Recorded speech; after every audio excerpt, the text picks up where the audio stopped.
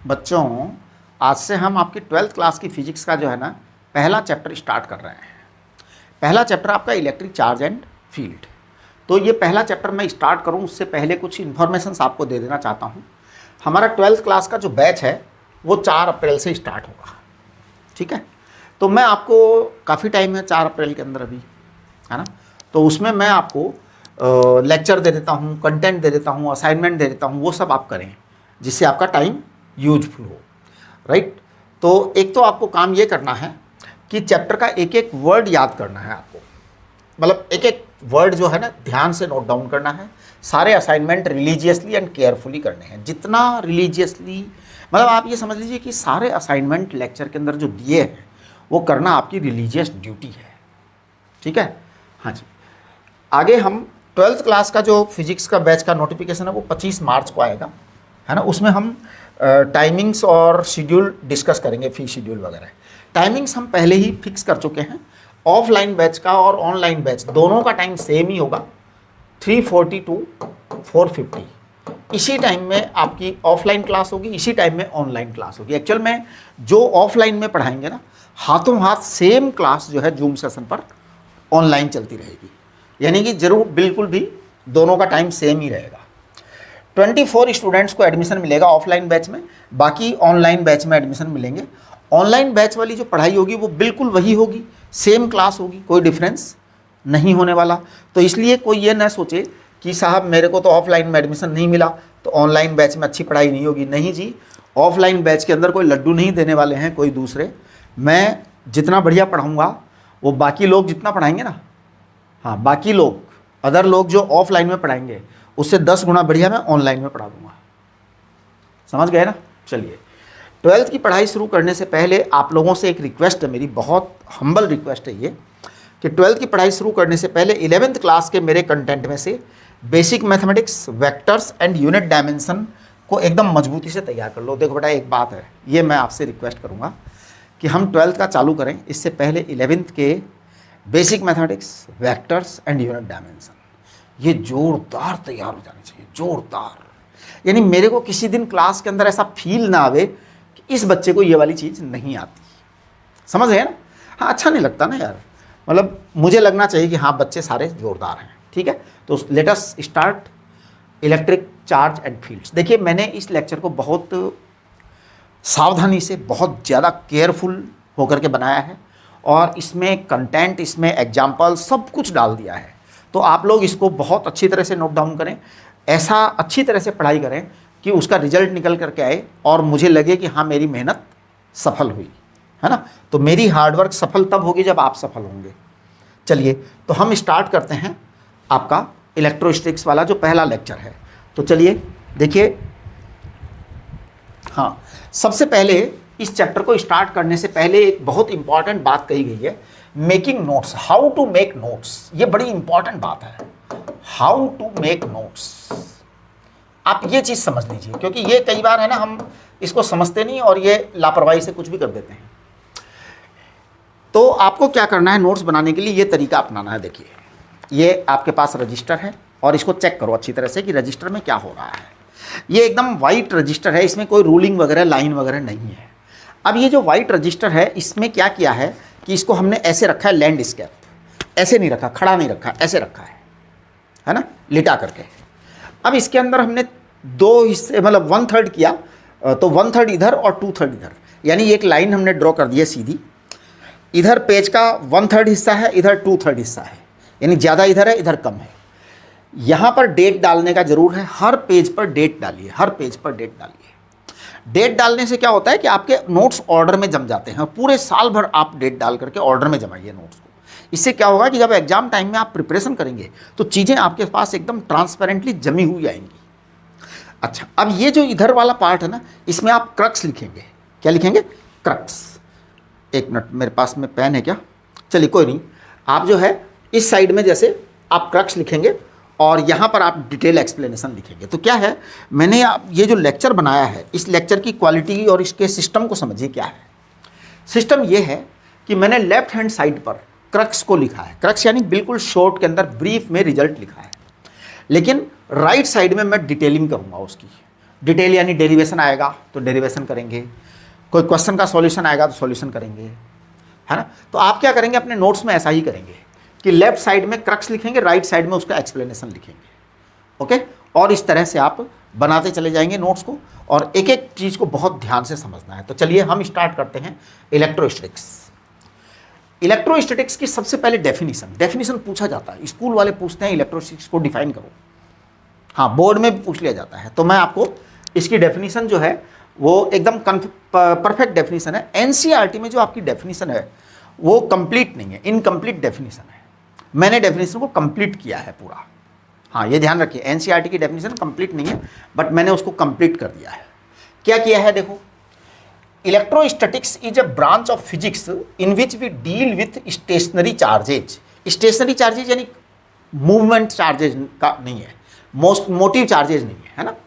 There behaviour and their sources and study about the forces, fields and potentials arising from the static charges.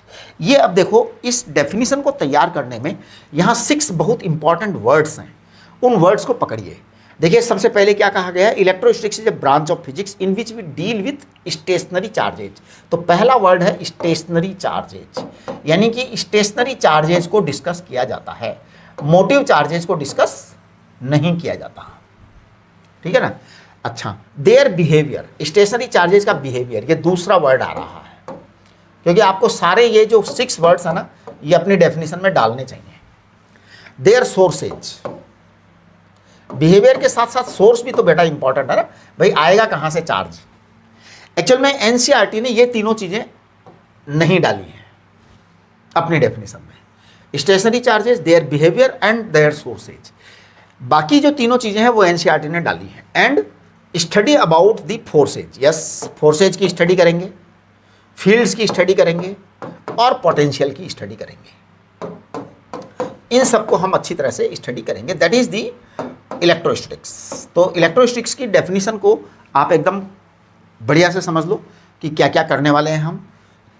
Motive charges नहीं है, stationery charges हैं, behaviour है, source है, study of force है, study of fields है, study of potential है, ये सब इलेक्ट्रोस्टैटिक्स है। तो आप डेफिनेशन देख लीजिए आपके सामने। अब इसके बाद में देखो मैंने नीचे एक बहुत इंपॉर्टेंट लाइन लिख रखी है, मतलब इस चैप्टर की सबसे वंडरफुल लाइन है, वो जोरदार लाइन, यानी कि वो चैप्टर का क्रक्स है पूरा का पूरा। Electrostatics is equivalent to gravitation. इसका मतलब क्या है बेटा, एक्चुअल में पता है आप लोगों ने 11th क्लास में ग्रेविटेशन पढ़ रखा है। मैं आपको बताऊं सच्ची सच्ची बात कि ग्रेविटेशन सारा का सारा इलेक्ट्रोस्टैटिक्स है। यदि आपने ग्रेविटेशन अच्छे से पढ़ा है तो इसका मतलब इलेक्ट्रोस्टैटिक्स आपका आधा हो गया, 50% डन। ग्रेविटेशन पूरा कर दिया, इलेक्ट्रोस्टैटिक्स डन। तो देखिए ग्रेविटेशन का फॉर्मूला होता है, ग्रेविटेशन में फोर्स का फॉर्मूला क्या होता था, Gmm/r²। इलेक्ट्रोस्टैटिक्स में मैं आपको फॉर्मूला बाद में बताऊंगा, आज नहीं बताएंगे। K/Q1 Q2 इस लेक्चर में नहीं बताएंगे, मतलब अगले लेक्चर में आएगा r², या K capital Q small q लिख दो यहाँ पर, है ना, ये लो इसको कैपिटल Q स्मॉल q लिख देते हैं। अब देखो इसका मतलब क्या है, दोनों फोर्स हैं, capital M small m, capital Q small q। अब देखो यहाँ G की जगह क्या हो गया, K हो गया, कैपिटल M की जगह क्या हो गया, कैपिटल M की जगह कैपिटल Q हो गया, स्मॉल m की जगह क्या हो गया बेटा, स्मॉल q हो गया। अब ये सब आपके रिप्लेस हो गए।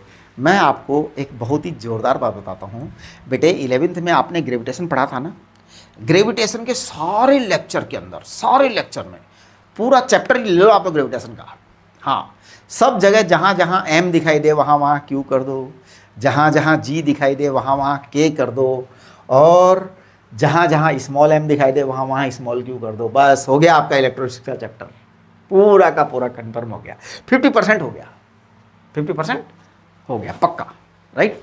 चलिए अब हम आगे बढ़ते हैं कि इसमें हम आगे का तो अपन काफ़ी सारी स्टडीज करेंगे। तो देखिए नेक्स्ट चीज़ आज जो हम बताने जा रहे हैं वो इलेक्ट्रिक चार्ज के बारे में बताने जा रहे हैं। इलेक्ट्रिक चार्ज क्या है, व्हाट इज इलेक्ट्रिक चार्ज, है ना। देखिए इलेक्ट्रिक चार्ज क्या है, बड़ी सिंपल सी प्रॉपर्टी है, due to which it produces and experiences electric and magnetic effect. तो एक कोई भी प्रॉपर्टी है ना, कोई भी बॉडी है उसके अंदर कुछ प्रॉपर्टीज होती हैं, तो इलेक्ट्रिक चार्ज भी एक प्रॉपर्टी है। और इलेक्ट्रिक चार्ज ऐसी प्रॉपर्टी है जिससे कि इलेक्ट्रिक फील्ड क्रिएट होता है, इलेक्ट्रिक फोर्स क्रिएट होते हैं, इलेक्ट्रिसिटी क्रिएट होती है और मैग्नेटिक इफेक्ट्स क्रिएट होते हैं। जैसे मान लो ये मेरे पास कोई बॉल है, अब बेटा इस बॉल के अंदर क्या है एक्चुअल में, बॉल है तो कुछ तो है, मटेरियल है ना, कोई भी मटेरियल है। It can be copper ball, it can be aluminium ball, कागज़ की बॉल हो सकती है, कॉर्क हो सकता है, लकड़ी की बॉल हो सकती है, रबर की बॉल हो सकती है, कुछ भी है जी, है मटेरियल। और मटेरियल है तो उसमें एटम और वो ज़रूर है, क्या बोलते हैं ना, मॉलिक्यूल ज़रूर है। अब एटम है तो उसका मतलब उसमें इलेक्ट्रॉन है, प्रोटॉन है। अगर इसमें से मैं एक इलेक्ट्रॉन बाहर निकाल दूँ तो यहाँ पर क्या आ जाएगा, पॉजिटिव चार्ज आ जाएगा। ये जो चार्ज आया है ना, एक इलेक्ट्रॉन का, पॉजिटिव का या जो भी है, वो चार्ज जो है आपके electric and magnetic effect create करता है, और उसी के कारण इलेक्ट्रिक एंड मैग्नेटिक इफेक्ट का एक्सपीरियंस भी होता है, वो हम आगे पढ़ेंगे। तो इलेक्ट्रिक चार्ज की जो बेसिक डेफिनेशन हुई ना, पूछी जाती है डेफिनेशन, स्कूल वाले टीचर जरूर पूछते हैं कि electric charge is a property of matter due to which it produces and experiences electrical and magnetic effects, right. इसके बाद में इलेक्ट्रिक चार्ज के सबसे छोटी वैल्यू को पता लगाया मिल्कन ने। मिल्कन का बहुत फेमस एक्सपेरिमेंट है ऑयल ड्रॉप एक्सपेरिमेंट। ये आपको मैं मॉडर्न फिजिक्स में पढ़ाऊंगा, अभी आपके कोर्स में है ना, तो मैं मॉडर्न फिजिक्स पढ़ाऊंगा आपको, उस समय आपको ये मिल्कन का ऑयल ड्रॉप एक्सपेरिमेंट पढ़ाऊंगा। Millikan proved quantum of charge is electronic charge. देखो बेटा क्वांटम का मतलब क्या है, what is the meaning of quantum. Quantum का मतलब होता है स्मॉलेस्ट। कोई भी क्वांटम होता है ना, उसको स्मॉलेस्ट कहते हैं कि भैया इससे कम वैल्यू पॉसिबल नहीं है। तो मिल्कन ने प्रूव किया कि quantum of charge is electronic charge. Electronic charge यानी इलेक्ट्रॉन का चार्ज। इलेक्ट्रॉन का चार्ज होता है 1.6 × 10⁻⁻19 कूलम। बेटे ये चार्ज है मिनिमम चार्ज, मिनिमम चार्ज। इससे छोटा चार्ज इस दुनिया में पॉसिबल नहीं है। इसका मतलब क्या होता है, इसका मतलब ये होता है कि एक इलेक्ट्रॉन हो सकता है, 10 इलेक्ट्रॉन हो सकते हैं, 2 इलेक्ट्रॉन हो सकते हैं, 1000 10,000 इलेक्ट्रॉन हो सकते हैं, लेकिन कभी आधा इलेक्ट्रॉन नहीं हो सकता, कभी चौथाई इलेक्ट्रॉन नहीं हो सकता। यानी फ्रैक्शनल चार्ज पॉसिबल नहीं है। Fractional charge of E, fractional charge of E is not possible. वो कभी भी पॉसिबल नहीं होगा, है ना। हाँ, तो इसका मतलब कभी भी फ्रैक्शनल चार्ज नहीं आएगा, बाकी सब चार्ज आएंगे। तो देखिए यहाँ पर एक क्वेश्चन है। अब ये क्वेश्चन जो है ना, इसको आपको सॉल्व करना है। क्वेश्चन क्या है, 4 persons are saying that they carry a negative charge of certain value. Which one of these statements given by persons is incorrect? यानी इनकरेक्ट वाला स्टेटमेंट पकड़ना है। यानी 4 लोग हैं, इनमें से कोई एक गलत बोल रहा है, तो हमें गलत वाले को पकड़ना है। तो एक काम करेंगे हम, क्योंकि अभी हमने तय किया कि भैया इससे छोटा चार्ज मिलेगा नहीं इस जिंदगी के अंदर, ये सबसे छोटा चार्ज है, तो हम क्या करेंगे कि जितने भी चार्ज की वैल्यूज दे रखी है ना, सब में इस सबसे छोटे वाले का भाग लगा देंगे। अगर वोल नंबर इंटीजर आ रहा है तब तो इसका मतलब सही है, और अगर वोल नंबर इंटीजर नहीं आ रहा, फ्रैक्शन आ रहा है, तो इसका मतलब चीज़ गलत है। तो देखिए मैं सबसे पहले वाले को चेक कर रहा हूँ। नंबर 1 दे रखा है 1.90 × 10⁻⁻18। बेटा इसमें मैं डिवाइड कर रहा हूँ 1.6 × 10⁻⁻19 coulomb, that is charge of electron, है ना। अब जब मैं इसको यहाँ से डिवाइड करूँगा तो ये आएगा, मेरे को लग रहा है ये है ना 19/1.6 आएगा। तो this can not be whole number, this can not be whole number, can not be whole number integer. बेटा इसका मतलब तो ये तो संभव ही नहीं है, इसका ऐसा चार्ज इस दुनिया में नहीं मिल सकता। ये पहला वाला आदमी झूठ बोल रहा है, ये वाला आदमी झूठ बोल रहा है भैया, पहले वाला। इसका मतलब झूठा तो हमने पकड़ लिया, बाकी तीनों सच्चे हैं, सच बोल रहे हैं बाकी तीनों। तो हम जरा एक बार इनकी सच्चाई की भी जांच कर ही लेते हैं। वैसे ज़रूरत नहीं होनी चाहिए, क्योंकि एक गलत पकड़ना था, पकड़ लिया, है ना। फिर भी 1.6 × 10⁻⁻18, देखो दूसरा वाला चेक कर रहा हूँ मैं, चेक मैं सबको कर देता हूँ। कितना आएगा बेटा, 10 आएगा। तो 10 इलेक्ट्रॉन तो दुनिया में हो सकते हैं। हाँ, दूसरा वाला देख, तीसरा वाला देखो 1.92 × 10⁻⁻18 अपॉन 1.6 × 10⁻⁻19, ये 12 आएंगे शायद, है ना। हाँ देखो, मेरी कैलकुलेशन आपको चेक करनी है जी, मेरी बातें मानना बिल्कुल ज़रूरी नहीं है। I can do any mistake, है ना, मिस्टेक पकड़ना ज़रूरी है। ये 12 इलेक्ट्रॉन है तो ये पॉसिबल है। इसका मतलब ये तो सब सही बोल रहे हैं, वो पहला वाला ही था झूठा, पहला वाला झूठ बोल रहा था यार। देखो ऐसे ऐसे लोग भी होते हैं इस दुनिया में, झूठ बोल दिया। ये आपका 1500 इलेक्ट्रॉन आ जाएंगे शायद, है ना, 1500 इलेक्ट्रॉन, ये भी सही है, चलो ठीक है। अब मैं आपको यहाँ एक जोरदार बात बता देना चाहता हूँ। ये तो चलो सवाल तो सॉल्व हो गया, इसका आंसर फर्स्ट आ गया, करेक्ट। अब मैं थोड़ा इससे आगे बढ़ता हूँ और आपको बहुत इंटरेस्टिंग बातें बताता हूँ। जैसे कभी अगर आपके एग्जाम में ऐसा आ जाए कि पाई इंटू 10⁻⁻, पाई जानते हो ना, हाँ, पाई इंटू 10⁻⁻, कुछ भी 10⁻⁻ कुछ भी लिख दो, 10⁻19 लिख दो, या चलो 10 लिख दो, कूलम। क्या इतना चार्ज पॉसिबल है इस दुनिया में? आप लिखेंगे नहीं। एक्चुअल में पाई जो है ना अपने आप में एक नॉन टर्मिनेटिंग नंबर है। डेसिमल का टर्मिनेशन कभी होता ही नहीं है पाई का। तो अब पाई का डेसिमल का टर्मिनेशन कभी होता ही नहीं, यानी फ्रैक्शन तो बचा रहेगा। इसका मतलब पाई कभी भी इस दुनिया में पॉसिबल नहीं है। इसके अलावा जो ई होता है ना, natural logarithm, base of natural logarithm, base of natural logarithm, इसको एक्सपोनेंशियल बोलते हैं, नेचुरल लॉगरिथम।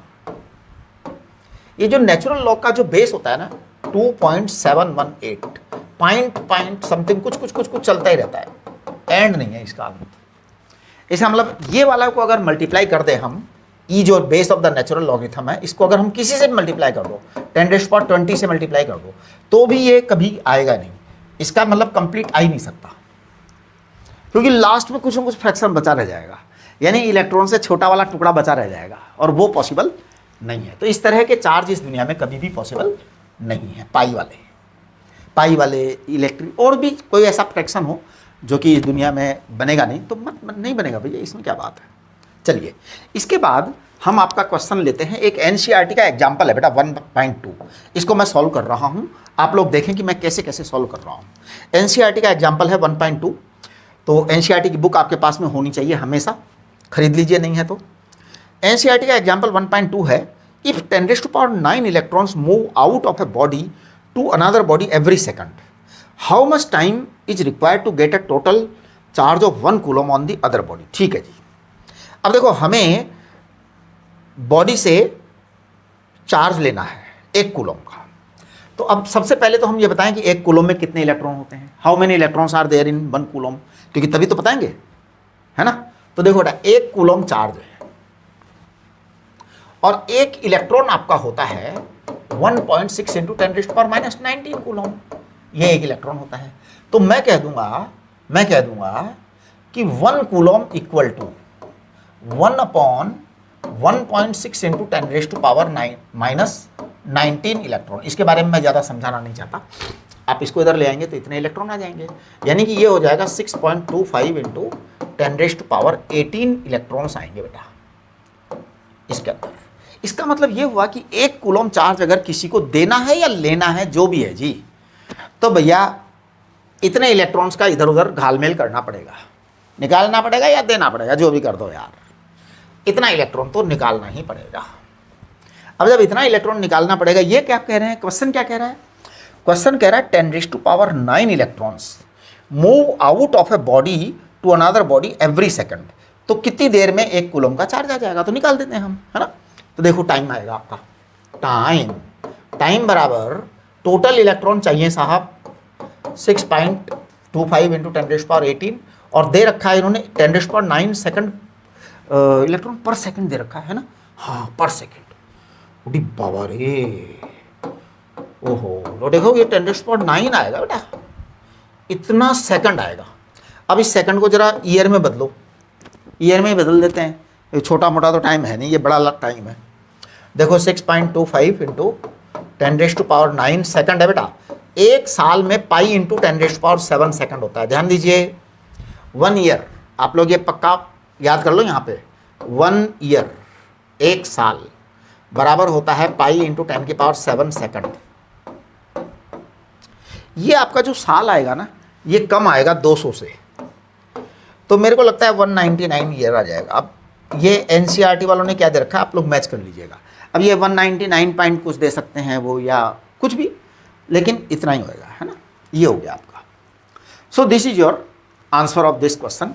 ये एनसीईआरटी का एग्जाम्पल 1.2 था। इसके बाद में देखो एक छोटा सा सवाल पूछा है, what is charge of 1 mole electron और 1 मोल प्रोटॉन। ये बहुत ही इंपॉर्टेंट बात है और बार बार हमारे काम में आएगी। तो देखिए charge of 1 mole electron, 1 mole electron क्या होता है। तो देखो 1 मोल इलेक्ट्रॉन का मतलब होता है 6.023 इंटू 10⁻23 और बेटा इलेक्ट्रॉन होता है 1.6 इंटू 10⁻⁻19। अगर हम इसको कैलकुलेट करते हैं तो इट कम्स अराउंड 96500 कूलॉम। ये आता है, अप्रोक्सीमेट लिखा है बेटा, करेक्ट नहीं लिखा मैंने, है ना। हाँ, इसका नाम है, एक बहुत ही बढ़िया नाम है, 1 फैराडे। इसका नाम 1 फैराडे है। देखिए एक बात बड़ा ध्यान से सुनिए, 1 फैराडे, इसमें मैं स्मॉल एफ लिख रहा हूँ, स्मॉल एफ लिख रहा हूँ फैराडे में। किसी भी यूनिट में हम कभी भी कैपिटल लेटर्स का यूज नहीं करते हैं, है ना। हाँ, तो जैसे ये बड़ी इंपॉर्टेंट बात है, मतलब मजाक और टालने जैसी बात नहीं है ये, क्योंकि ये इंटरनेशनल स्टैंडर्ड है कि जब हम यूनिट लिखते हैं तो कभी भी कैपिटल में नहीं लिखते, अगर नेम लिखते हैं तो। जैसे न्यूटन, अगर आप न्यूटन लिखते हैं, नाम लिखना है तब तो आप लिखेंगे कैपिटल ये न्यूटन, अगर नाम लिखना है न्यूटन का, है ना। जैसे न्यूटन्स लॉ, तो न्यूटन्स लॉ लिखना है तो कैपिटल एन लिखेंगे, लेकिन फोर्स लिखना है, अगर फोर्स लिखना है 10 न्यूटन तो कैपिटल एन लिख देंगे तो ठीक है, ये कैपिटल एन सही है। लेकिन अगर आप 10 न्यूटन को ऐसे लिख देंगे 10 न्यूटन तो ये गलत हो जाएगा। 10 न्यूटन को आपको क्या लिखना पड़ेगा, 10 न्यूटन, ये सही है और ये गलत है, ये ध्यान रखना। चलिए ये 1 फैराडे है। अब ये जो 1 फैराडे है ना, इट इज बिग चार्ज, 1 मोल का चार्ज है बेटा, ये it is bigger unit of the charge. तो ध्यान दीजिए 1 Faraday is a big unit of charge, is a big unit of charge, बहुत बड़ी यूनिट है बेटा चार्ज की, और ये हमेशा 1 मोल के बराबर होती है। तो 1 Faraday is equal to 1 mole electron, 1 mole proton, 1 mole proton और 1 मोल ड्यूट्रॉन भी। हाँ जी, ये ध्यान रखना, 1 मोल ड्यूट्रॉन D+, है ना। हाँ, ये बात को थोड़ा सा आप समझने की कोशिश करें कि क्या है इसका मीनिंग, है ना। D+ या प्रोटॉन प्लस, तो इसको आप ऐसे भी लिख सकते हैं 1 फैराडे को 1 मोल H+ भी लिख सकते हैं, H+, है ना। तो ये आपका 1 मोल का चार्ज आ गया, ये हमेशा ध्यान रखना, बहुत इंपॉर्टेंट बात है, और इसका नाम है फैराडे। चलिए अगले उस पर चलते हैं हम, नेक्स्ट स्टेप पर। तो आप आ जाइए नेक्स्ट पे। ये असाइनमेंट दिए है आपको, ये आपको होमवर्क है, ये करना है आपको असाइनमेंट। सबसे पहला क्या है, how many electrons are there in 1 coulomb of negative charge. ये आपको मैं बता चुका, अभी थोड़ी देर पहले सवाल किया था, है ना, पिछले पेज पर सवाल यही था। तो ये आपको इसका आंसर है, लेकिन आपको कैलकुलेट करना है कि हाउ इट केम, राइट। इसके अंदर दूसरा सवाल है, 1% of the total electrons from a copper ball of mass 63.5 gram are made to eject out. देखो बेटा 63.5 ग्राम की एक कॉपर बॉल है, 63.5 ग्राम की कॉपर बॉल है। अब ये बड़ी ज़बरदस्त बात है कि 63.5 ग्राम की ही कॉपर बॉल क्यों ली है जी। मैं बताऊं कारण क्या है। कॉपर का 1 मोल जो है ना 63.5 ग्राम होता है। हाँ, अभी कॉपर का मोल जो है ना 63.5 ग्राम होता है। तो 63.5 ग्राम कॉपर यानी 1 मोल। तो देखो यहाँ पे मैं लिख देता हूँ, अब मेरी आदत खराब है, मैं बता ही देता हूँ। 63.5 ग्राम कॉपर बराबर 1 मोल कॉपर। अब एक कॉपर के अंदर जो है ना 29 इलेक्ट्रॉन होते हैं, इसका मतलब ये 29 मोल कॉपर आ जाएगा, mole electron, sorry 29 mole electron आ जाएंगे। भाई 63.5 ग्राम के अंदर 1 मोल कॉपर के वो हैं, एटम्स हैं। तो 1 मोल कॉपर एटम्स हैं, इसमें एक एटम के अंदर 29 इलेक्ट्रॉन होते हैं एक एटम में, तो 29 मोल इलेक्ट्रॉन आ गया। अब ये 29 मोल इलेक्ट्रॉन आ गया, इसमें से एक वो निकालना है। तो एक निकालना है तो आप 100 का भाग लगा देंगे 1% में, है ना। 1% बराबर 100 का भाग लगाएंगे तो 0.29 मोल इलेक्ट्रॉन आएगा। अब 0.29 मोल इलेक्ट्रॉन पता है क्या होता है, 0.29 मोल इलेक्ट्रॉन होता है 0.29 फैराडे, ये होता है ना। हाँ, अच्छा यहाँ पे आंसर में ये गलत लिख गया, ओके, पॉइंट आएगा बेटा यहाँ पे, ये आंसर में गलत लिख दिया गया है, आप ये करेक्शन कर लीजिए, ठीक है, ये पॉइंट आएगा, प्लीज़ डू करेक्शन, 0.29 आएगा। ये कितनी कोशिश करो, कितनी बढ़िया से ध्यान से करो काम, लेकिन कुछ ना कुछ गड़बड़ रह जाती है, ठीक है। अब अप्रॉक्स कितने टाइम लगेगा, तो देखिए 10⁻15 इलेक्ट्रॉन्स 1 सेकंड में निकालने हैं, तो आपको पता लगाना है कि कितना टाइम लगेगा, वो अपने आप निकालिए आप, जितना भी टाइम लगेगा, ठीक है। आगे देखिए क्या कह रहे हैं, ये अगला सवाल है, what is change in the answer of the above question take place if the solid copper ball taken be of the double the radius. इसका मतलब है कि अगर कॉपर बॉल की रेडियस को डबल कर दिया जाए, दुगना कर दिया जाए, तो क्या होगा बेटा, रेडियस को डबल कर देंगे ना, सब कुछ 8 गुना हो जाएगा, सब कुछ 8 गुना हो जाएगा। क्यों, मास क्या होता है, देखो मास मैं बता रहा हूँ क्या होता है, मास होता है वॉल्यूम इंटू डेंसिटी, 4/3 पाई r³ d। कॉपर की डेंसिटी तो कभी बदलनी नहीं है, रेडियस आपने डबल कर दी, भैया रेडियस डबल कर दी तो नेचुरल है कि मास 8 गुना हो जाएगा, मास 8 गुना हो गया, कॉपर 8 गुना हो गया, सब कुछ 8 गुना हो गया, तो देखो आंसर में सब कुछ 8 गुना हो जाएगा। ये आपको असाइनमेंट है, घर से करने हैं। इसके बाद आगे बढ़ते हैं हम, आगे जो है आपको 2 टाइप ऑफ चार्जेज के बारे में बताया गया है, types of charges, positive and negative, name given by the Benjamin Franklin. देखिए बेंजामिन फ्रैंकलिन साहब जो थे ना, उन्होंने क्या किया एक बार कि ग्लास रॉड को थोड़ा ध्यान से सुनना, ग्लास रॉड और सिल्क का क्लॉथ लिया, सिल्क क्लॉथ, इनको आपस में रगड़ा। अब जब रगड़ा तो उन्होंने देखा कि आपस में ये एक दूसरे को क्या करने लग गए, अट्रैक्ट करने लग गए रगड़ने के बाद। तो उन्होंने ऐसा कहा, उस समय पे काफ़ी डिस्कशन हुआ, काफ़ी बहस हुई कि भैया क्या करें, कैसे करने लग गए, कैसे अट्रैक्ट करने लग गए, क्या हो गया। तो फिर कहा कि कुछ ना कुछ इनके बीच में इधर उधर लेना देना हुआ है। तो लेना देना हुआ है तो उन्होंने कहा कि चलो एक काम करते हैं, इसको मान लेते हैं पॉजिटिव चार्ज और इसको मान लेते हैं नेगेटिव चार्ज। बस उसी दिन से फाइनल हो गया कि भाई ग्लास रोड के जैसा, ग्लास रोड की टाइप का, ग्लास रोड के लाइकवाइज जहाँ जहाँ भी चार्ज होंगे वो सब पॉजिटिव, और सिल्क क्लॉथ के लाइकवाइज जहाँ जहाँ भी चार्ज होंगे वो सब नेगेटिव। बस डिसीजन हो गया। इसके बाद में फिर क्या कर दिया, on any body charge is created due to transfer of electrons, transfer of proton is not possible. ये बहुत ही इंपॉर्टेंट बात है, प्रोटॉन का हम कभी लेना देना नहीं कर सकते। इलेक्ट्रॉन क्या होता है, बाहर होता है भैया, उसको निकाल सकते हो, प्रोटॉन तो न्यूक्लियस के अंदर होता है, निकालने में ही जोर आ जाएगा, है ना। तो लेना देना इलेक्ट्रॉन का ही होता है बेटा, ट्रांसफर किसका होता है इस दुनिया में, इलेक्ट्रॉन का होता है।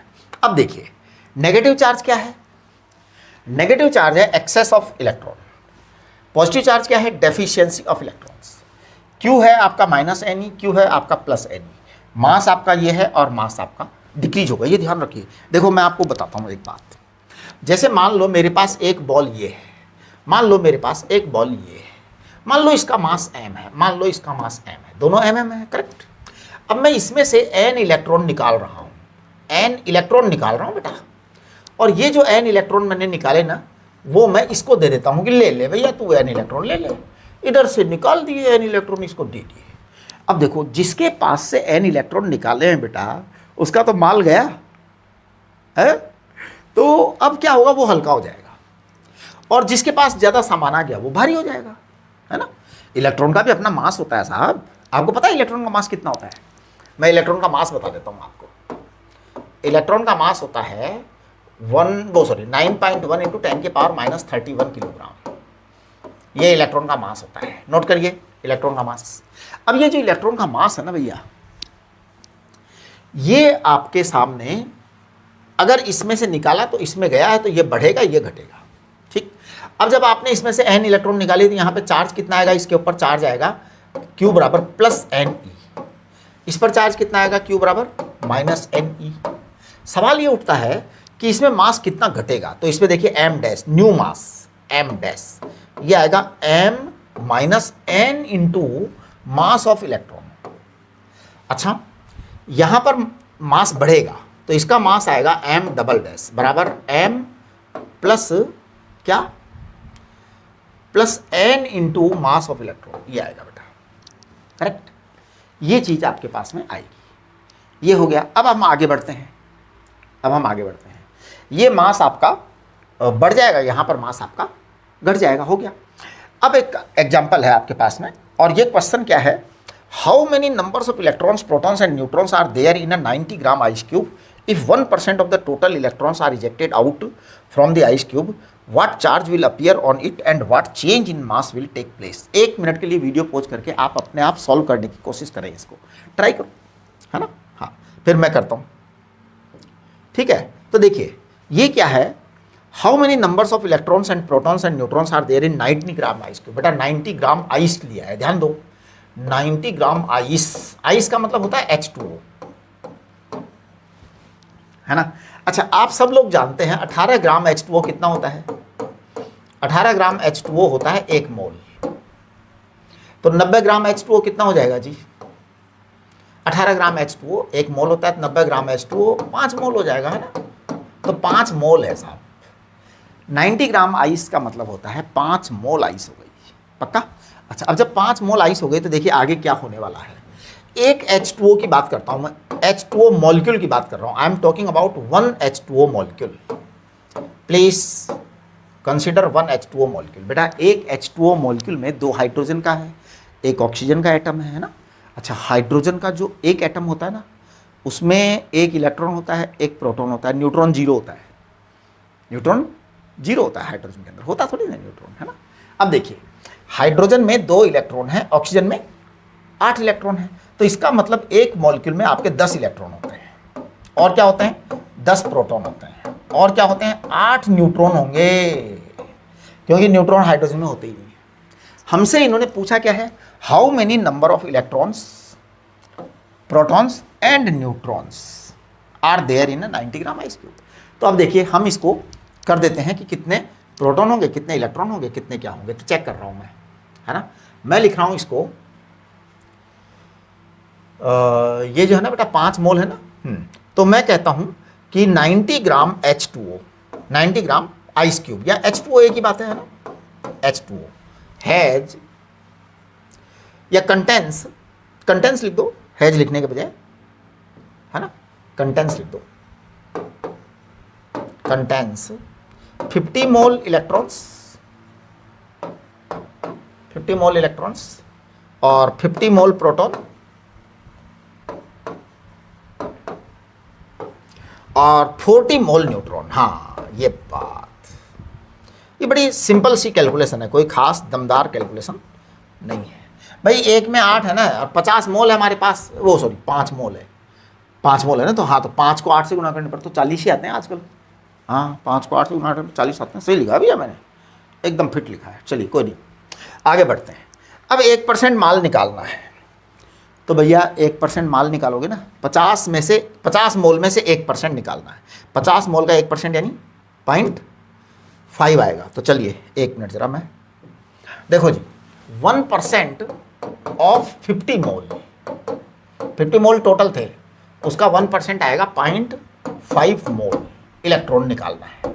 अब 0.5 मोल इलेक्ट्रॉन निकालोगे ना आप, तो सच्ची सच्ची बात बता देता हूँ, 0.5 मोल इलेक्ट्रॉन का मतलब होता है 0.5 फैराडे। इतना चार्ज आ जाएगा आपके पास, क्योंकि 1 मोल इलेक्ट्रॉन यानी 1 फैराडे। तो 0.5 फैराडे आपके पास इसका आंसर आएगा। आगे बढ़ते हैं। ये एनसीईआरटी का एग्जाम्पल 1.3 है। ये एनसीईआरटी के एग्जाम्पल्स मैंने सारे लेक्चर के अंदर ही डाल दिए हैं। पूरे साल भर लेक्चर में एनसीईआरटी के सारे एग्जाम्पल, क्वेश्चंस वगैरह हम डालने की कोशिश करेंगे पूरी की पूरी।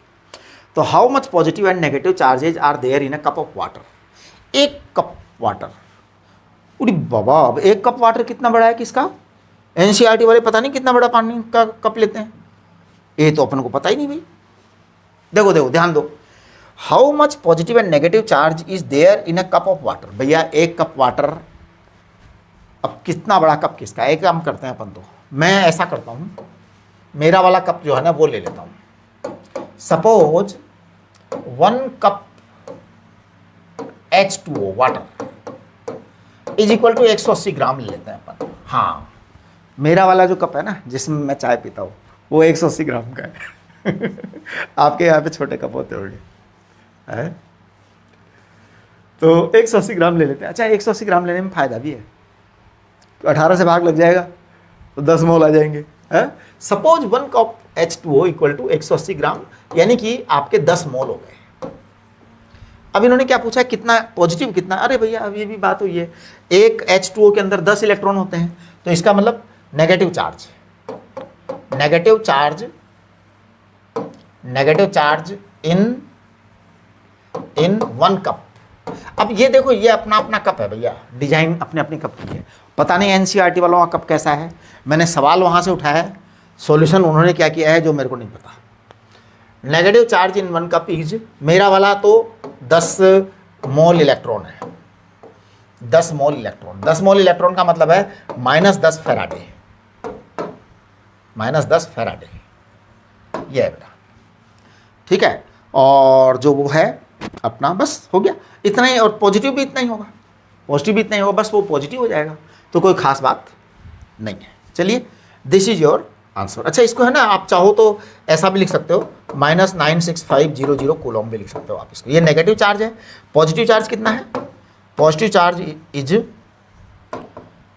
अच्छा एक मिनट, इसको 10 से मल्टीप्लाई भी करना है बेटा, 10 से मल्टीप्लाई करना है, 10 मोल है तो -96500, ये प्लस आएगा है ना, कूलम 10 गुना आ जाएगा जी, कोई खास बात नहीं। 1 Faraday is what, 1 Faraday is 96500 coulomb. ये आपका types of charges positive negative हो गए। इसके बाद में हम लेते हैं, ये बहुत इंपॉर्टेंट जो है ना आगे का सिस्टम है, तो इसको देखो आप समझिए अच्छी तरह से कि क्या चीज़ है ये।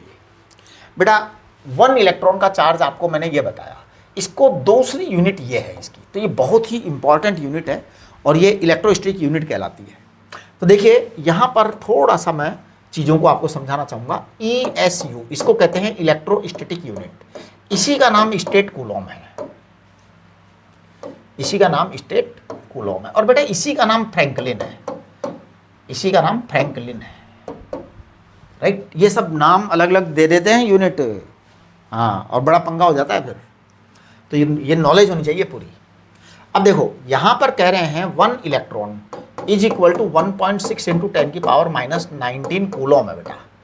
अब इसको हम कह देते हैं 4.8 इंटू 10 टू पावर -10 फ्रैंकलिन या ESU या स्टेट कूलम, कुछ भी बोलो, कुछ भी बोलो जी, कोई फर्क ना पड़े। तो मैंने कह दिया कि therefore this comes 1 coulomb equal to 3 into 10 की पावर 9 फ्रैंकलिन, ये लो, है ना। अच्छा, मैं पता है क्या कह सकता हूं, मैं कह सकता हूं 1 statcoulomb it is equal to 1/3 into 10 की power 9 coulomb.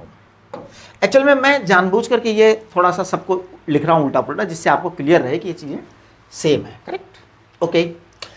Mass of electron होता है 9.1 इंटू 10 की पावर -31, सब जानते हैं। मास ऑफ प्रोटॉन मैंने यहाँ लिख दिया है, मास ऑफ न्यूट्रॉन यहाँ लिख दिया है। मास ऑफ प्रोटॉन न्यूट्रॉन एकदम पक्का याद करने की जरूरत नहीं है, आज तक मेरे को भी याद नहीं हुआ, आपको कैसे याद हो जाएगा जी। तो पक्का याद नहीं करना, लेकिन थोड़ा ये ध्यान रहना चाहिए कि भैया प्रोटॉन हल्का होता है, न्यूट्रॉन थोड़ा सा भारी होता है, इतना सा पता रहना चाहिए, है ना, ओके। चार्ज ऑफ 1 मोल ये हम आपको बता ही चुके हैं। ये यहाँ पे गलती से कैपिटल F लिख गए हैं फैराडे, ये टाइपिंग के अंदर बेटा, अब टाइप का तो क्या करें, तो इसको स्मॉल f लिखा जाता है ना, तो इसको आप लिखिए फैराडे, करेक्शन कर लीजिए। करेक्शन तो आप क्या करोगे, मैं ही करूँगा यार। अब देखिए ये जो है ना, एक बात बड़ी ज़बरदस्त है, एम्पियर इंटू सेकेंड की। ये देखो मैं आपको बताता हूँ करंट के बारे में। देखो करंट की डेफिनेशन आप जानते हैं, करंट, इलेक्ट्रिक करंट। करंट क्या होता है बेटा, करंट होता है चार्ज अपॉन टाइम, ठीक है। अब देखो बेटा करंट की यूनिट होती है एम्पियर, और चार्ज की यूनिट होती है कूलम, और टाइम की यूनिट होती है सेकंड। अब अगर मैं 1 एम्पियर इंटू सेकंड लिख दूं, अगर 1 एम्पियर इंटू सेकंड लिख दूं तो क्या हो जाएगा, ये 1 कूलम चार्ज आ जाएगा, है ना। और अगर मैं 1 एम्पियर इंटू मिनट लिख दूं तो क्या आ जाएगा, ये 60 कूलम आ जाएगा, है ना, ओके। अगर मैं 1 एम्पियर इंटू आर लिख दूं तो क्या आ जाएगा, ये आपका 3600 कूलम हो जाएगा, ठीक है। चलिए अब देखिए आपके पास एक सवाल है, ये सवाल जो है मैंने अपनी तरफ से लिया है। ये कह रहे हैं how many electrons would it to make up एक मिनट, how many electrons would it to make up a charge of -1 millionth of coulomb. ये बड़ी इंपॉर्टेंट बात है बेटा, 1 मिलियंथ ऑफ कूलोम का चार्ज चाहिए हमको, 1 मिलियंथ ऑफ कूलोम, है ना। देखिए 1 मिलियंथ ऑफ कूलोम क्या है, 1 मिलियंथ ऑफ कूलोम का मतलब है कि 1 कूलोम डिवाइड बाय 10⁻⁶ ये आपको चाहिए। अब इसमें कितने इलेक्ट्रॉन होंगे, ये आपका चार्ज है, तो 10⁻⁻⁶ कूलोम का चार्ज है। इसमें नंबर ऑफ इलेक्ट्रॉन चाहिए, है ना, Ne बराबर 10⁻⁻⁶ कूलोम। तो n बराबर आ जाएगा 10⁻⁻⁶ अपॉन 1.6 इंटू 10⁻⁻19, इतने इलेक्ट्रॉन आएंगे बेटा, है ना। Ne बराबर 10⁻⁻⁶ है, कूलोम है, तो ये ऐसा आएगा। अब जरा मैं इसको लिख रहा हूँ, आप लोग चेक करेंगे, 6.25 इंटू 10⁻12 आएगा ये, क्योंकि ये 10 जो है ना, ये 1.6 है बेटा, ये 19 जाएगा, 13 आएगा, मैं उसमें से एक 10 निकाल देता हूँ, 10⁻12 आ जाएगा ये। This many electrons are required, तो 4th is the right answer. ठीक है, तो इस तरह से आपके ये समझ में आ जाना चाहिए, बहुत इजी बातें हैं, कोई ज़्यादा मुश्किल काम नहीं है ना। चलिए आगे बढ़ते हैं। तो नेक्स्ट में, हाँ, क्वार्क्स, ये एक बड़ी अजीब सी चीज़ है कि हमने कहा कि भाई इलेक्ट्रॉन जो होता है ना, उससे छोटा चार्ज इस दुनिया में होता नहीं है। अब इलेक्ट्रॉन से छोटा चार्ज इस दुनिया में होता नहीं है, तो लेकिन गैलमान जो है ना, इन्होंने कई सारे कैलकुलेशंस की, कई सारे एक्सपेरिमेंट्स किए, कई सारे फोरकास्टिंग की, डिस्कशंस किए, बहुत सारी चीज़ें की। तो बहुत सारी चीज़ों के बाद में गैलमान ने कहा कि नहीं भाई, ऐसा है, इलेक्ट्रॉन से छोटे भी चार्ज हैं, इलेक्ट्रॉन से छोटे भी चार्ज हैं, लेकिन वो एक्सपेरिमेंटली पता नहीं पड़ रहे, experimentally they are not available.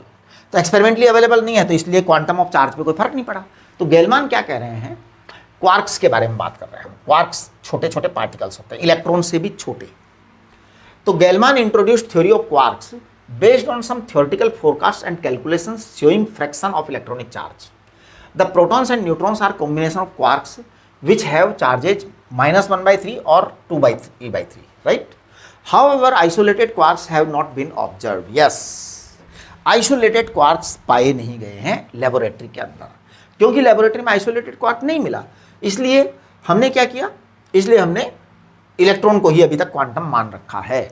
जिस दिन ये क्वार्क्स का पता लग जाएगा और एक्सपेरिमेंटली किसी ने पकड़ लिया, उसी दिन क्वांटम चेंज हो जाएगा चार्ज का, ध्यान रखना, इलेक्ट्रॉन की जगह फिर क्वार्क्स हो जाएंगे।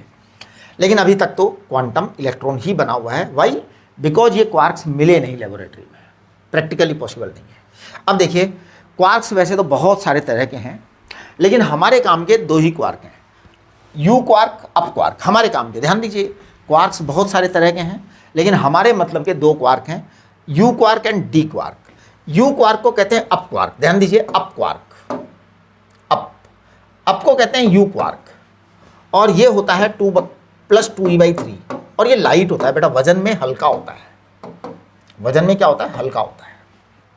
और जो डाउन क्वार्क होता है, डी, डाउन क्वार्क, डाउन को हम कहते हैं डी, ये वजन में भारी होता है, लेकिन इसका -e/3 चार्ज होता है और हैवी होता है, ये वजन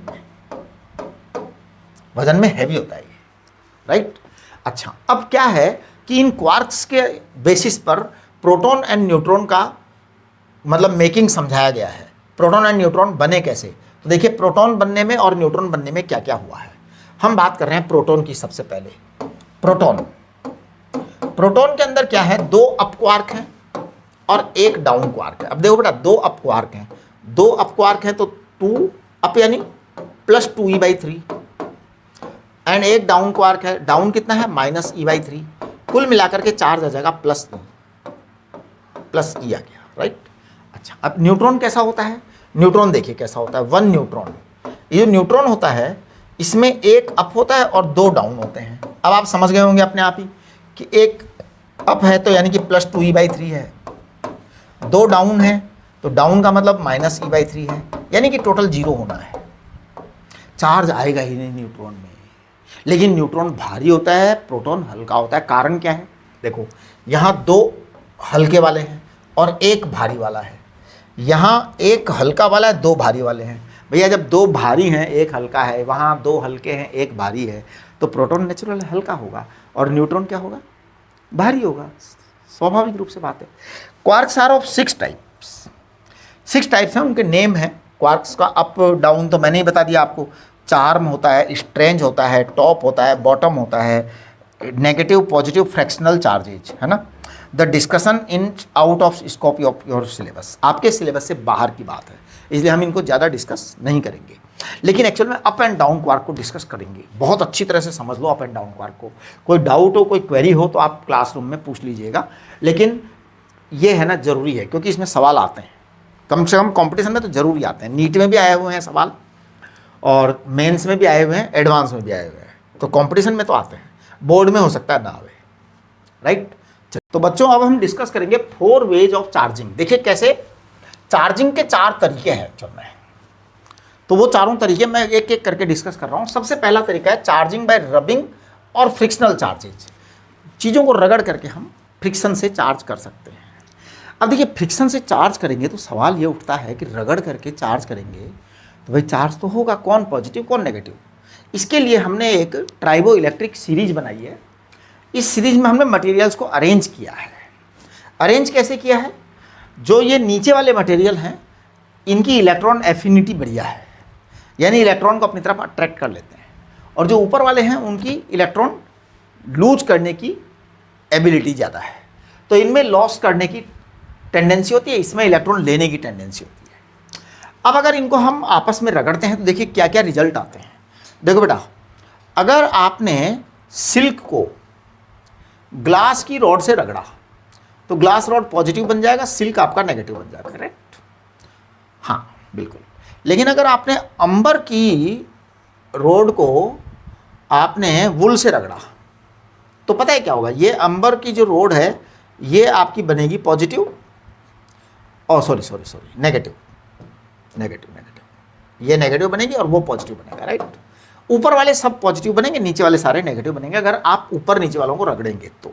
मतलब ये ऑर्डर है, इनका ऑर्डर है। अगर कोई मान लो जिद करे कि साहब मैं तो एक्रिलिक को और इसको पेपर को रगड़ूं आपस में, तो पता है क्या होगा? पेपर आपका पॉजिटिव बनेगा, एक्रिलिक आपका नेगेटिव बनेगा। समझ गए? अगर किसी ने एक्रिलिक को और सपोज रैबिट फर को रगड़ लिया तो रैबिट फर और एक्रिलिक को अगर रगड़ा तो एक्रिलिक नेगेटिव बनेगा, रैबिट फर पॉजिटिव बनेगा। ये आपकी ट्राइबो इलेक्ट्रिक सीरीज का खास बात है। याद नहीं करना आपको, मेरे को आज तक याद नहीं हुई, आपको भी नहीं याद होगी, है ना। ज़्यादातर वो दे ही देते हैं मतलब कि कैसा होगा, राइट। हाँ कुछ चीज़ें जो है वो आपके लिए जैसे सिल्क एंड ग्लास फिक्स है ना, wool and mic Ambar fix है, तो वो चीज़ें ठीक है। कुछ चीज़ें फिक्स हैं, कुछ चीज़ें आपको याद करनी है। दूसरा है चार्जिंग बाय इंडक्शन। इंडक्शन से हम चार्ज कर सकते हैं कि जैसे आपके पास एक चार्ज बॉडी है, दूसरी अनचार्ज बॉडी है, आपने उसको थोड़ा सा पास में ले गए तो अट्रैक्शन से चार्ज हो जाता है। तीसरा चार्ज है कंडक्शन से। हाँ जी, कंडक्शन से टच करा दो, सीधा टच करा दोगे तो चार्ज आपस में बढ़ जाता है ना। चार्जिंग बाय फील्ड, यस, ये बड़ी ज़ोरदार बात है। ये चीज़ हम काफ़ी डिटेल में पढ़ेंगे बाद के चैप्टर्स में। फील्ड के अंदर अगर आपने स्ट्रॉन्ग फील्ड के अंदर कोई चीज़ डाल दी है मटेरियल तो वो चार्ज हो जाता है, एक तरफ पॉजिटिव एक तरफ नेगेटिव आ जाता है। ओके, अब देखिए एनसीईआरटी का एक एग्जांपल है, how can you charge a metal sphere positively without touching it.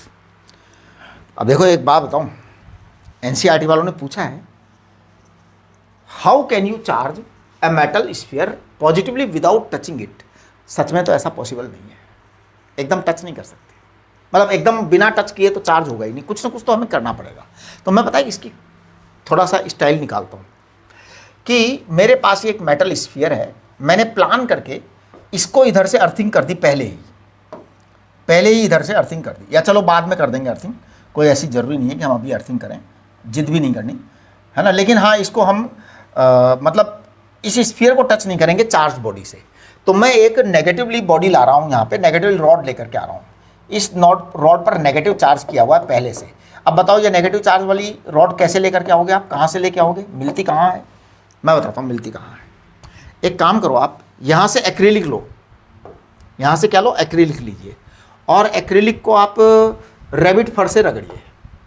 तो जब आप एक्रिलिक को रैबिट फर से रगड़ेंगे ना तो पता है क्या होगा, ये एक्रिलिक आपका नेगेटिव बन जाएगा और रैबिट फर आपका पॉजिटिव बन जाएगा। हमें नेगेटिव रॉड चाहिए तो आप एक्रिलिक की नेगेटिव रॉड को यहाँ ले आइए, इसके पास टच नहीं करना है।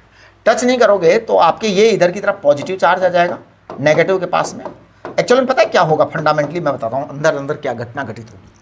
ये जो नेगेटिव चार्ज है ना, ये इसके इलेक्ट्रॉन्स को उधर धक्का मार देंगे, तो इलेक्ट्रॉन्स जो है उधर धक्के इकट्ठे हो जाएंगे। सवाल ये उठता है इधर कितने इलेक्ट्रॉन इकट्ठे होंगे, इधर कितने इलेक्ट्रॉन गायब हो जाएंगे, इधर से उधर चले जाएंगे। तो मैं बताऊँ उतने चले जाएंगे कि फिर ये वाला जो पॉजिटिव है वो उन इलेक्ट्रॉन्स को अट्रैक्ट करके रखने लग जाएगा जो इलेक्ट्रॉन ये वाले हैं।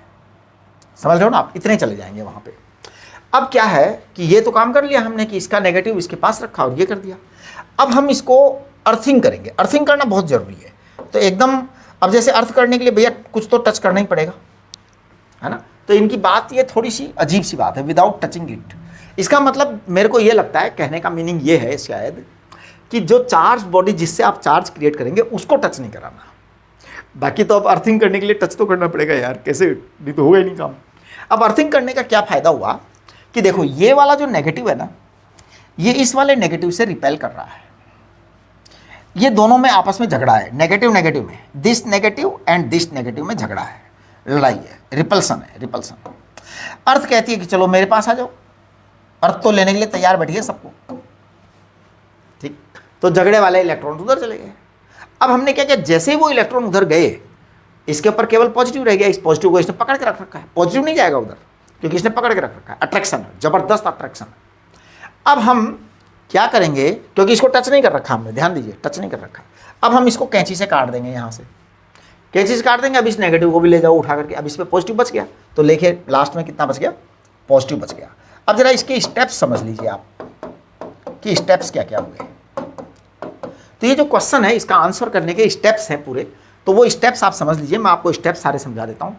फर्स्ट ऑफ ऑल आपने अनचार्ज्ड मेटल स्फीयर लिया।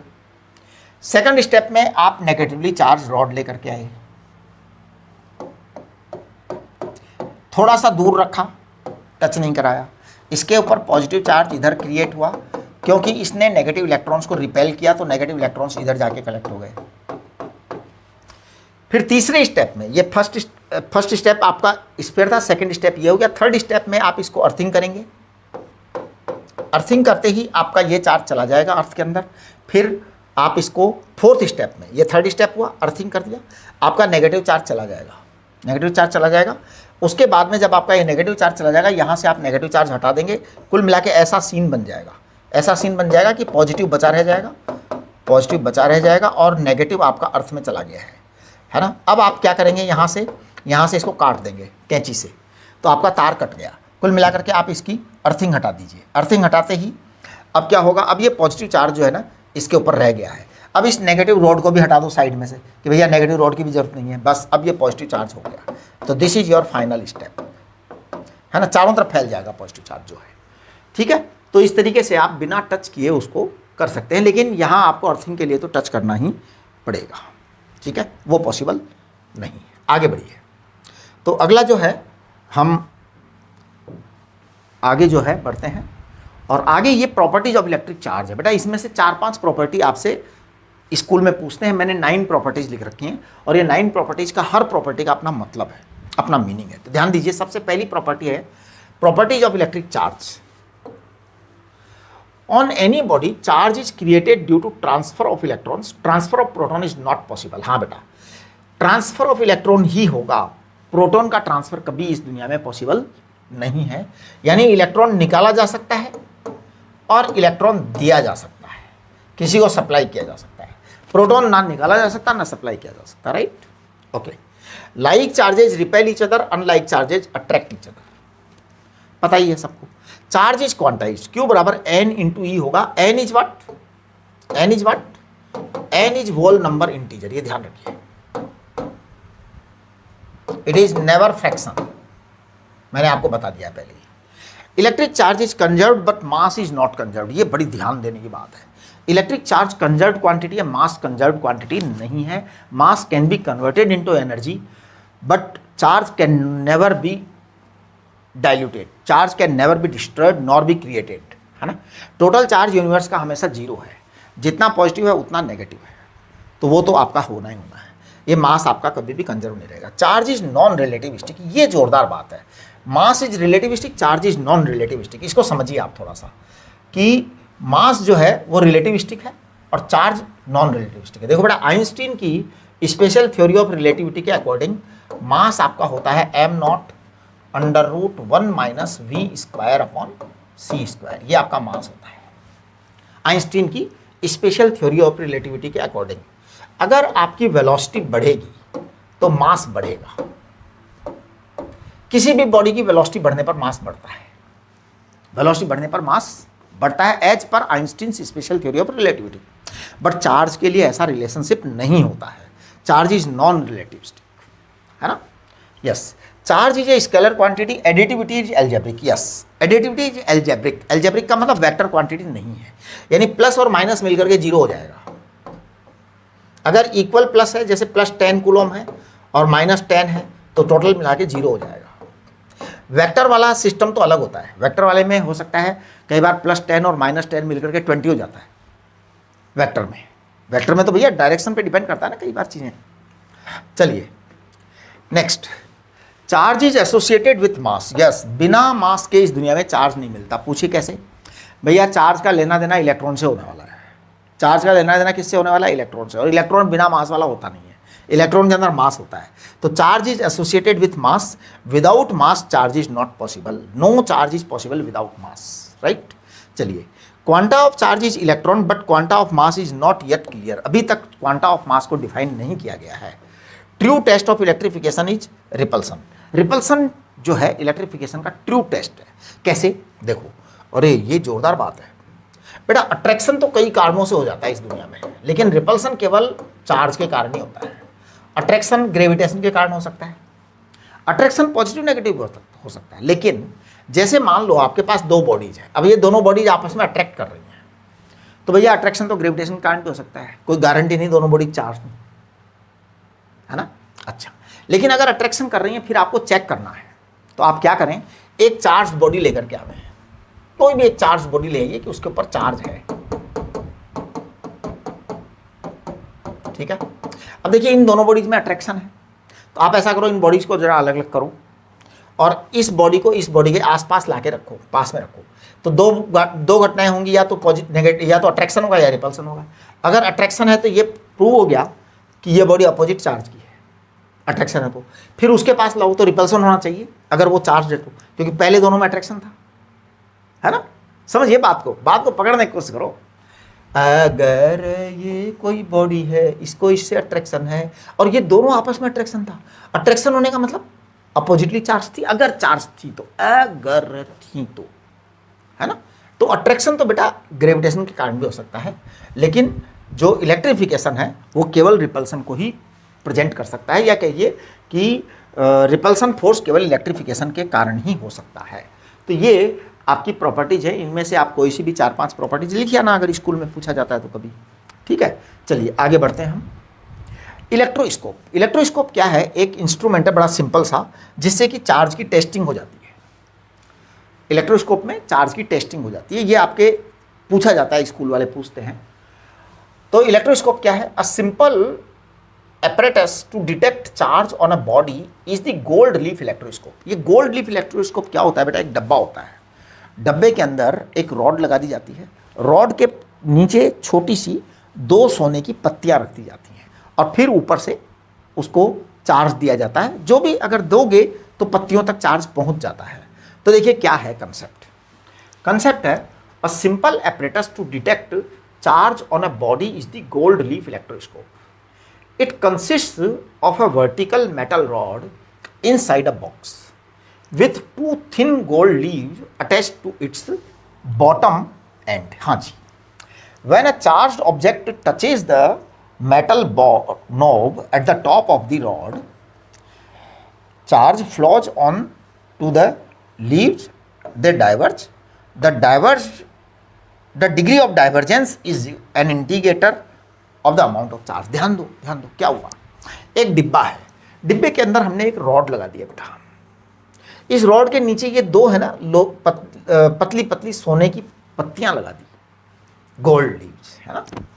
अब क्या हुआ कि ये यहाँ पे एक मेटल की नॉब है हम क्या करते हैं, यहाँ पे चार्ज रॉड लेकर के आते हैं। मान लो पॉजिटिव चार्ज रॉड लेकर के आए आप।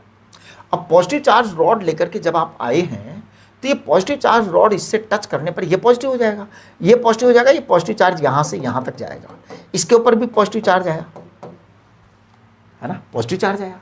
बेटे पॉजिटिव पॉजिटिव रिपल्सन होगा तो ये गोल्ड लीव्स आपस में फैलेंगे। अगर मान लो थोड़ी सी फैली गोल्ड लीव, इसका मतलब थोड़ा सा चार्ज आया, ज़्यादा जोर से फैल गई, इसका मतलब ज़्यादा चार्ज आ गया। करेक्ट। तो ये आपका गोल्ड लीव इलेक्ट्रोस्कोप है और ये बहुत ही काम की चीज़ है। इससे केवल पता लग जाता है, एकदम एक्यूरेट कैलकुलेशन नहीं हो सकती, ध्यान दीजिए। इससे ये पता नहीं लग जाएगा कितना चार्ज है, इससे ये पता लग जाएगा कि कम है ज़्यादा है, ज़्यादा डाइवर्जन हो रहा है इसका मतलब ज़्यादा चार्ज है, कम डाइवर्जन हो रहा है इसका मतलब कम चार्ज है ना। तो इस तरीके से ये इलेक्ट्रोस्कोप का मतलब कि एक यूज है, आपके बताएंगे वहाँ पे। अब एक क्वेश्चन दिया है हमने और ये क्वेश्चन बड़ा सिंपल सा क्वेश्चन है। हमने क्या किया है, इस क्वेश्चन के अंदर परफॉर्म की है कुछ एक्टिविटीज। देखिए क्या एक्टिविटी परफॉर्म की है। सबसे पहली एक्टिविटी है, a positive charge rod is brought closer to initially uncharge knob.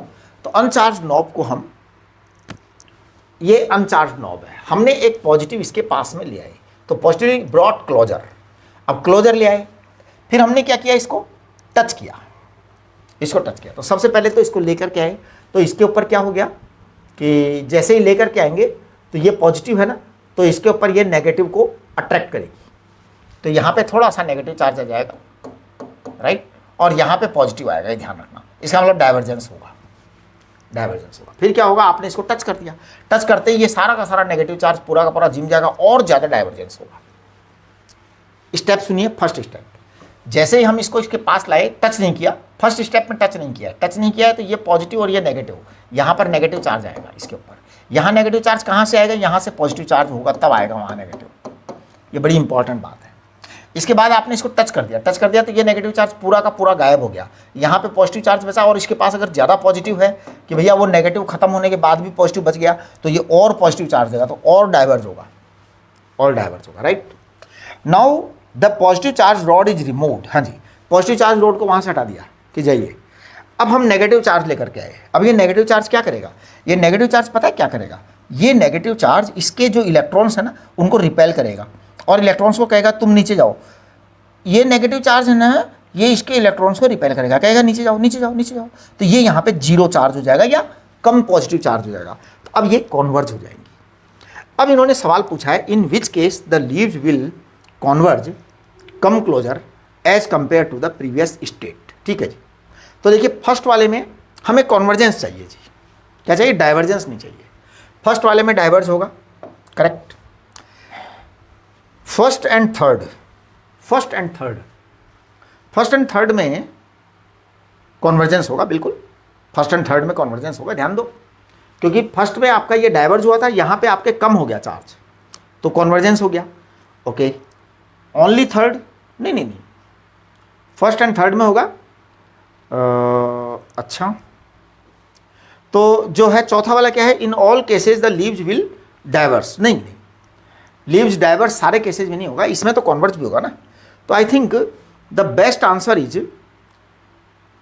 First and third, है ना।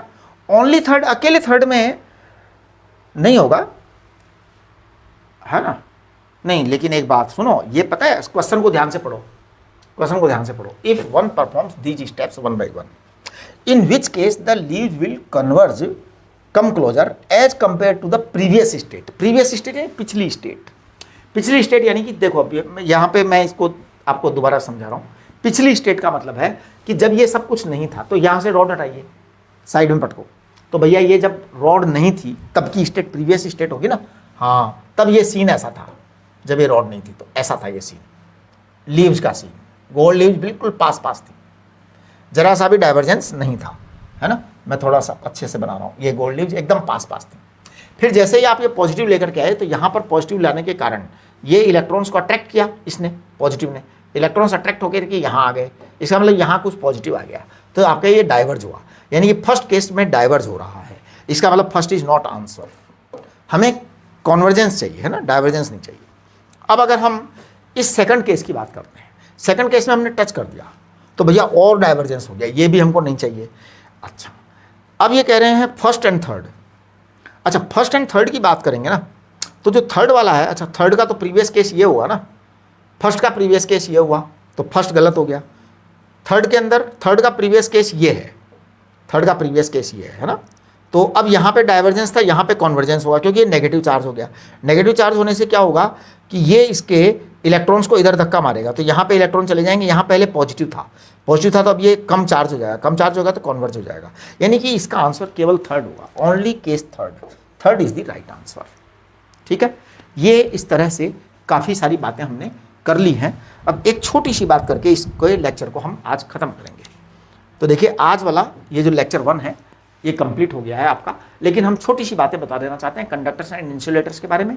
आप लोग जानते भी हैं, मतलब मेरे को बताने की कोई ज़रूरत है नहीं। वैसे कंडक्टर्स क्या होते हैं?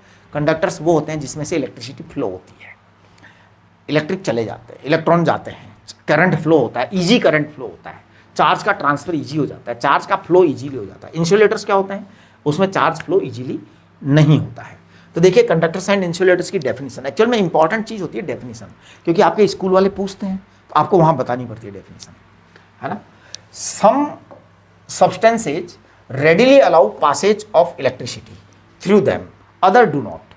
Those which allow electricity to pass through them easily are called conductors.